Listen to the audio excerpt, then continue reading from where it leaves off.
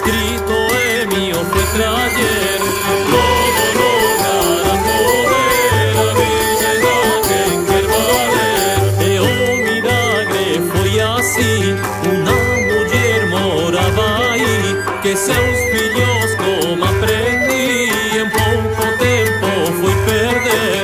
Em todo lugar a poder a virgem a quem quer valer.